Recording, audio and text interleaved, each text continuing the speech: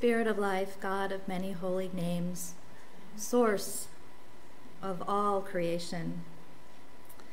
This morning, may we hold in our hearts our choir director, Kim Bissell, who is currently in Florida after the death of her father, Raymond Emmons. We hold Kim and her family in our thoughts and prayers. Also in Friday, Unitarian Universalism lost a wonderful minister, the Reverend Scotty McIntyre Johnson, who served as the minister of our UU congregation in San Marcos. Scotty was a wonderful mom, grandmom, a very welcoming presence to me when I came to Texas. And let's keep our thoughts with her congregation now that loved her so much and experiencing great sorrow. Let's keep all of those who are suffering loss, recent loss, in our hearts through our celebration of Dia de los Muertos. I invite anyone who would like to light a candle today up as the choir is singing.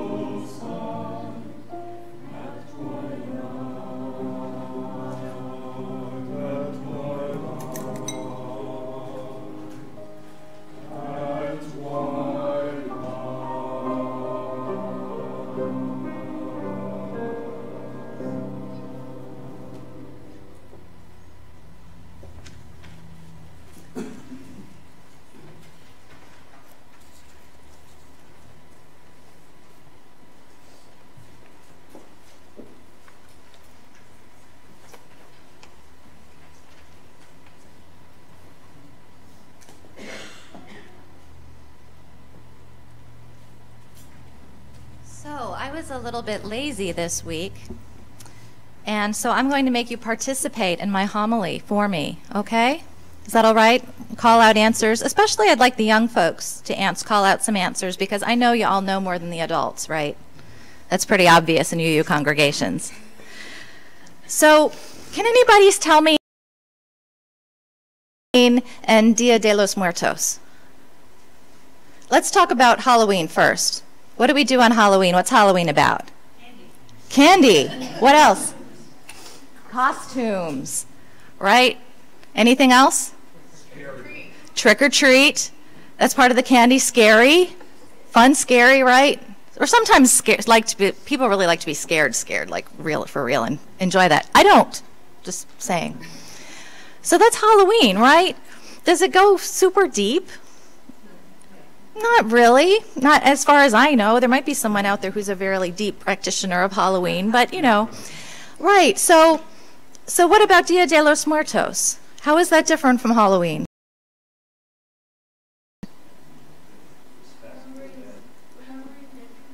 Remembering dead people, right? De los Muertos, which is what makes it such an amazing, both solemn, remembering people you loved who have died, but it's also what is it also? The other side of that. Celebrating life. Honoring the life. Right? And we don't do that too much in, European culture, right? Death is very somber and very serious, which it is part of it. But the cool thing about Dia de los Muertos is it takes the somber and turns it into something fun and joyful. And I think that's something we can all learn from that holiday, right? So Dia de los Muertos started a really, really long time ago. It started in what is now Mexico, although this was Mexico at one time. But it started even before the Spanish people came from Europe, right? Before people spoke Spanish. It's that old. It's about 3,000 years old. And then eventually the Spanish came, the conquistadors came, and they brought Catholicism. So some of this Dia de los Muertos kind of combined with some Catholicism to become what it is today. So it's a cultural mix of something that happened when different people come together.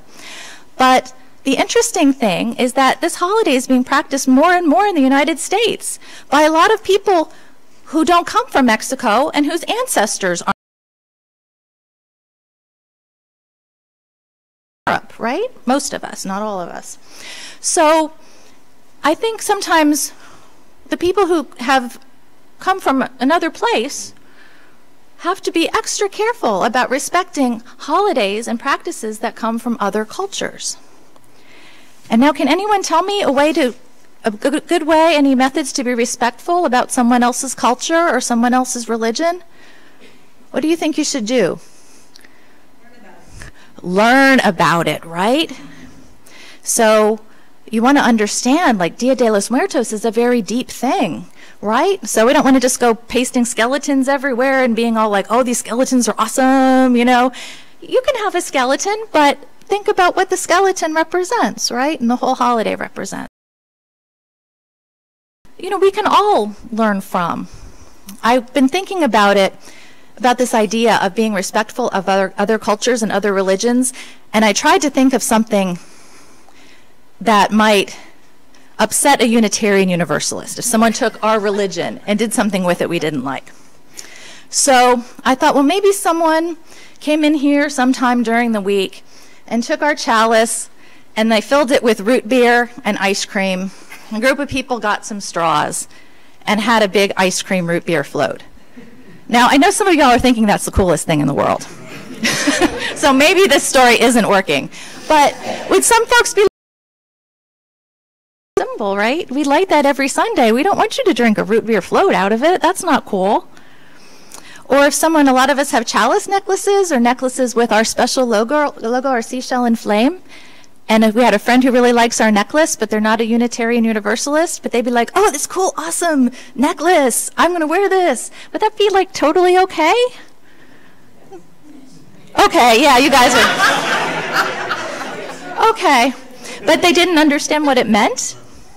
I don't know. I mean, I mean, my feelings would be hurt if I saw, oh, you're a Unitarian Universalist, and be like, no, I just think this is cool. But I'm a minister, you know, I'm a little weird that way. But I think it's important, you know, whenever we're experiencing other religions or other cultures, to take time to do the learning and to ask questions. And obviously, when someone invites you to take part in their religion or their culture, take advantage of that and learn about it and listen and follow instructions and ask really curious, respectful. Is where all of the magic happens, right? Right? So I'm going to give you homework, because actually that's something ministers are totally allowed to do, but you don't have to turn in an assignment. But I'm going to ask everyone here, if you haven't grown up in Mexico or in another place that celebrates Dia de los Muertos, find somebody who is celebrating it, and not only ask what they did, but ask them about the ancestors they honored, and ask them about the feelings they felt when they were doing this holiday. And then I think that gives us all an opportunity to learn about what Dia de los Muertos really means. All right.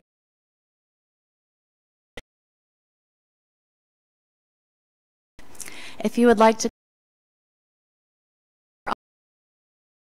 table is right here.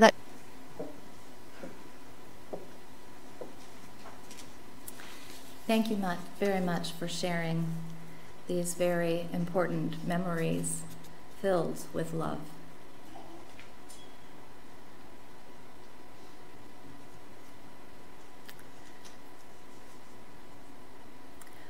All right. I think we're running very early today, so I think we're already ready for our closing hymn. And I think this, "When the Spirit Says Do," is very apt for our time today. When the Spirit is there, you've got to do what it says. So please rise and body your spirit.